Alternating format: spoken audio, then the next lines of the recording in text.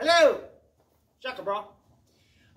This is video one for that we're going to present to you, the viewers of the review for next week. And in video one, we're going to talk about the concepts and principles from the three of the important patterns or techniques, if you want to call them, of yellow and orange, of the yellow and orange belt system of Christian Kempo. The first one on the list is margin for error. This is a very important one because you have two kinds of margin of error. When you are using your lower, from your elbow to your wrist, you can use the elbow to the wrist as a margin of error. You can also use the smallest margin of error, which is your fist. When we use the margin of error in the pattern called obscure kimono, which you'll see in the next video, we're using this motion right here. So it's actually a path of action. A path of action. So a margin of error in obscure kimono is a path of action. Chris is going to grab me on the shoulder, and I'm going to do this motion here with my fist closed to come up into this place here. Now if you look closely down here where our belts are, there's a lot of contact there. There's no gap. It's very similar to a lot of the postmodern Kempo system where we're getting behind the opponent. We're a little behind, we're a lot in front. So my margin of error is covering all this area right here, just in case that decides to come out. I don't even have to move my arm. I don't have to do the in to out or the out to in thing. I've already got the arm here, right? And that is a barrier. The margin of error keeps him from moving towards me, and it stops at a very crucial point. That's a margin of error. So as you can see, just the fact that I am this close to him, my margin of error is actually a lever. It is a lever, and it also helps us introduce another crucial concept or principle in obscure kimono is negative body posture. We talk about this a lot in Christian Kempo, is manipulating height, width, and depth in our opponent.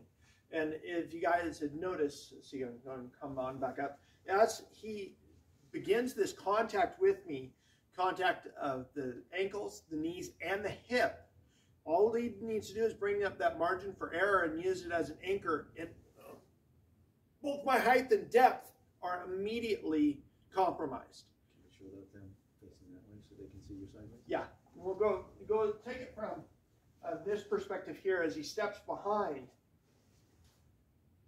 My height's already gone down. Now as he rotates with the margin for error, I'm going to go on. If it weren't for him, I would be on my okole. So these patterns have lots of different concepts and principles that help us relate all of this information to yellow and orange belt students that ends up trickling up in the rest of the system, to where the students then, when they learn new patterns, can go, hey, I already learned that in whatever X, Y, or Z pattern, or that was the lesson, as we like to say, in this pattern. Another thing that we wanted to talk about, as we already talked about negative body posture, is using a pinning or a pressing checks. Another pattern we're going to look at in video 2 is a technique called thrusting palms. I'm going to attack Professor Cole here, and it's a front bear hug from the front, arms are pinned. The first snippet of action from thrusting palms includes creating a stable base of action in which he's going to go to a bracing angle forward bow to stop my momentum, and then he is going to manipulate my height and depth by pressing on my iliac crest, which is the connection between my legs and my hips. As I go to grab, he finds his balance and pushes. Notice my okole is out. Now the next snippet of action and lesson that's going to be from this pattern is, let's go and change spots. A little higher. Yeah. As I grab, he comes back, pushes my okole out. And now his left arm is going to hook over my right. And he is now going to borrow my balance. Notice his arm is now anchored again. His right arm now stays either at my hip or my ribs to keep the margin for error and the gap between us as he borrows my balance for the knee to my bladder. And then that allows him then to broaden my base. Yeah, he's totally balancing borrowing mine. As he broadens my base. And then now he's going to push me towards my imaginary third leg. Off camera. Those are 3 of the CMP lessons within, thrusting palms. These are the lessons that we want our yellow and orange belt students to get, because it's going to trickle up in the rest of the system, as we have said. The next one is going to be... Let me say something real quick. We mentioned pinning pressing. We showed you pressing. So, in order to give a snippet of action from a postmodern Kempo pattern, go ahead and put your right hand right there. I can pin, and I can leave it there, but he can push that arm around. You can get it out of there. But if I press, if I use a small circle this way, if I press, he now has to go against that a lot. So as he tries to get out of it, he feeds the motion there, because it's already in this position here. All I have to do is just rotate. And because I pinned and pressed as I struck, I then circled the opposite direction. And we have a pattern called biocompulsion, which is what he was actually trying to do. I may eat some of that opposite hand, but as I pin and press and he goes to get rid of it, boom, he's canceled his own ability. Actually, I've canceled his. I've used my response and my intent to cancel his catalyst and his intent. Mm-hmm. But when we do this technique here, where it's actually a thumb lock in reality, as I come down to here, I do this. But if this was already up here, and this is already up here, and I'm doing this, what have I given away? What has my left hand done? It's given him a path of attack. This is a path of attack. Before it was a path of action. Okay, so that's the pinning and pressing. Pinning and pressing. The next one, CMP, that we're going to talk about as a lesson from yellow and orange belt is what we call pizza slice, or in other words, using the area of the angle and using up clock and or down clock to get closer to our opponent. The pattern that we're going to reference for this is a technique called intellectual departure, in which we borrowed from a technique that was deleted from another system that is not predominantly taught, and shall we say, resequenced it. A historical document, basically. A historical document. Resequenced it for our students. So the catalyst is a front kick. And I need to get out of the way. So he's going to gauge leg and show, if I don't move, I'm going to eat that. The idea of pizza box is this is what we call preposition 1.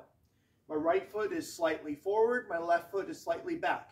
It's not an aggressive, I'm not in a fighter's pose like Professor is here. But as he begins to throw it, all I need to do is I use the area of the angle and use an up clock motion to get out of the way of the kick. When he says area of the angle, that's specifically to postmodern and Christian Kempo.